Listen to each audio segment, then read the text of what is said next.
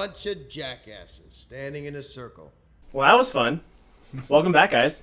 Welcome back, everybody. Yeah, welcome. This is everybody from the BeholdersBong crew. I am Roskand. We are doing part 3 of our movie night reviews. We watched Guardians of the Galaxy last night. Featuring Star-Lord, Peter Quill, Gamora, Drax, Groot, Rocket. Yeah, they were all fighting across the galaxy to get Ronan away from the Power Stone, which was fun. Yeah, let's get right into it, guys. Oh, yeah. Kelly, we'll start with Kelly. What'd you like about the movie? There was a lot to like. Visually, holy shit, so much color, so much to look at, explosions, just galaxy galore. But the soundtrack was also something that was fantastic. If you like making love at midnight in the dunes on the cape, Behold. I'm alone. Yes. Gotta hand it to, I think it was Tyler Bates, who was responsible for the score, which was also something that was fantastic. Yeah, that whole part where they were like, the power of friendship saves the day. Oh, that's like so moving, just because of the orchestra.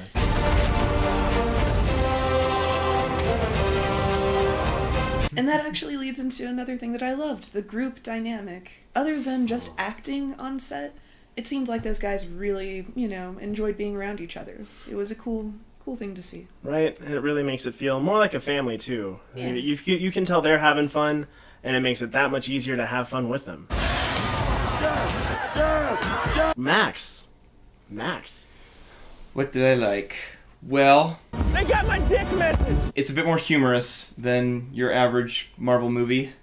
I particularly loved I'm gonna need that guy's bionic leg. I had to transfer him 30,000 units. He's so fun.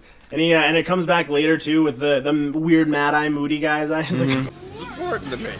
I also definitely liked...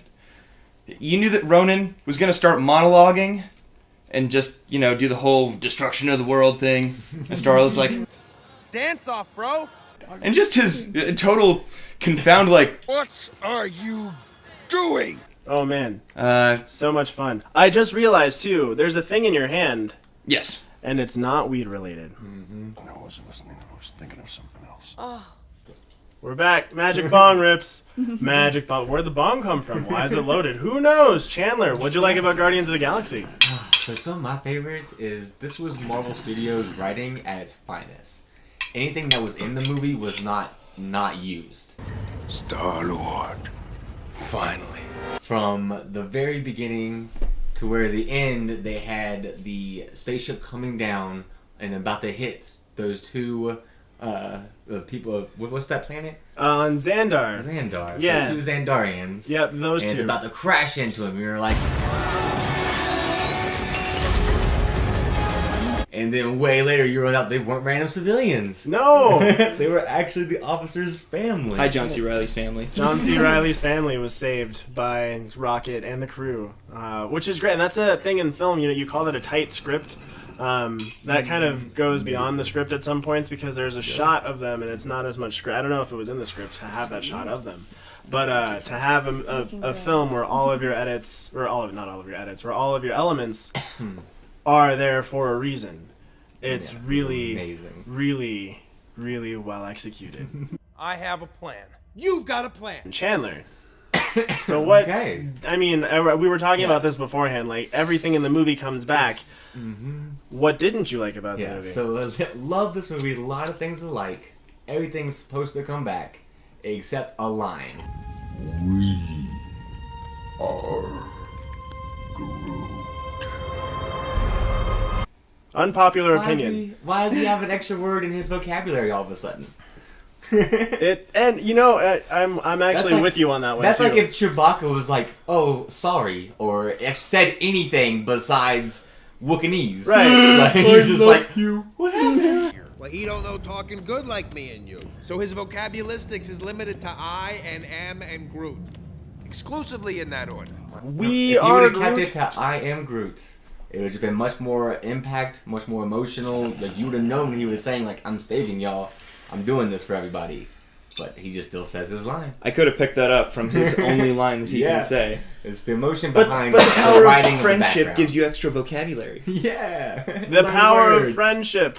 I love that the Plus power of one friendship speech. saves the day, by the way. Everyone's like holding hands and whatnot. Choice. You said it yourself, bitch. We're the Guardians of the Galaxy. Max, with your mouth full of milk. The what now, who now? Rocket, you're drunk. What didn't you like about Guardians? Like, what did you have it? What did you not feel? Do not ever call me at the source. There's certain moments that I feel like they were trying, and because I know Guardians is one of the funnier and more humor-toned movies, that they have to try and throw more jokes at. And of course, naturally, some jokes just, I feel like, don't land. Examples like when you're seeing how Drax, just how literal his species is. I am not a princess. Hey! You didn't like that? Part of me was like, yeah, it's over his head, and he's like, My reflexes are too fast. I would catch and you. you couldn't have given that a second try. And that joke would come right off the heels of another one. So, They're just hammering it home that whole time. Like, Metaphor. Kelly? Nebula's whole dynamic as a character. I really hope she does turn out to be something awesome that really contributes to the whole, Infinity Wars storyline. But so far as I've seen it, it just seems like she's there to cause the drama, to happen in the movie, which is fine, but it needs to mean something. It needs to have a greater meaning than just being two sisters who are bickering against each other. So, That makes sense. yeah. Because, Gamora has enough in the movie where she says, like, When Thanos took my home world, he killed my parents in front of me. He tortured me. Nebula does the same thing, which is cool, but then she's still a bad guy. So, and so I totally see where you're coming from. That's a great segue, too. Because, the whole point of this Road to Infinity series, we're getting all of the Infinity Stones out of the way, and we also want to talk about the connections to the greater Marvel Universe. These stones, it seems, can only be brandished by beings of extraordinary strength. So you bring up a good point. Nebula, you hope she does more later.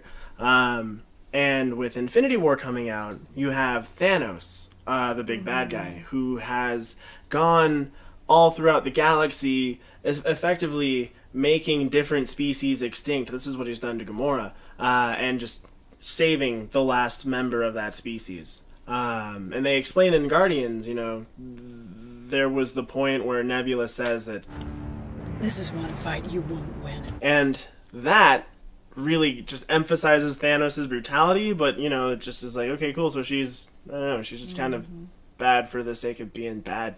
But you will see more, I almost guarantee, from her in the Infinity War movies. In the comics, there's a whole point where Nebula... Spoilers for the comics. You just want to suck the joy out of everything. There's a whole point where Nebula gets the Infinity Gauntlet after Thanos does. He eliminates the half the universe, and Nebula's the one that's like, I've tricked you into giving up the gauntlet. So that's a thing that happens in the comics. Who knows what's actually going to happen? Clearly, like, Silver Surfer is not falling through Doctor Strange's ceiling in this movie. We've seen that happen with Bruce Banner falling through he's in Doctor Strange's house, and there's no Silver Surfer in this universe. So, like, just one example of how the comics are not always going to line up with the movies and cannot always line up with the movies, but I guarantee you there's more coming from Gamora and Nebula. There's even a cool shot in the Infinity War trailer where, like, you see Thanos' giant purple hand and Gamora's tiny little green hand, like, grabbing one finger like a little baby, and he's just like, you can... It's a tight-knit group. The high-end community is a very tight-knit... Alright, I'm gonna let it go, because I'm gonna get too excited about it. Gamora and Nebula actually are Thanos' daughters, though. How? It's not just like, I conquered your planet, you're my child now. No, they're not blood What? related. No, at all. it's literally, I conquered your Yeah. planet, you're my child. None of this blood Oh. related.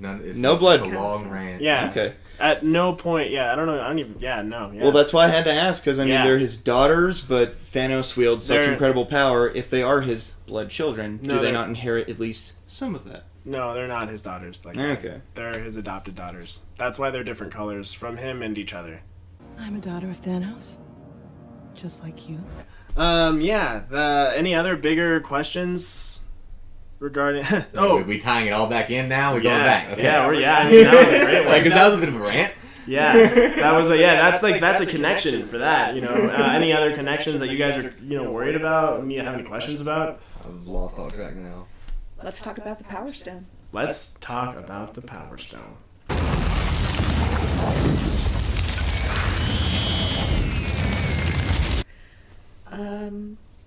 Where is it? Where is it? Oh, so at the end, Peter Quill gives the fake one to Yondu, and Yondu opens it up. And then you see immediately after that, the Nova Corps has the Power Stone. And then also in the trailers for Infinity War, we see Thanos has the Power Stone and the Space Stone. We know where the Space Stone is. I know where the Space Stone is. Fun fact, these guys haven't seen Thor Ragnarok. So, Thanos, 2 stones. Space Stone, Power Stone. The Power Stone is on Xandar, which leads us all to believe that something bad is going to happen to Xandar at the beginning of this movie that comes out in a month. Something very bad. Because, I mean, it's Thanos. And he clearly has the thing that they left there.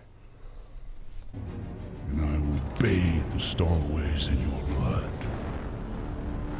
So I have a question then. He's trying to protect another one. Does Thanos have any sense, or does he know where Infinity Stones are at times? No. Not to my knowledge. I mean, if it doesn't happen in the movies, it doesn't happen at all, because multiverse, internal universe consistency is a big thing. It makes your stories good.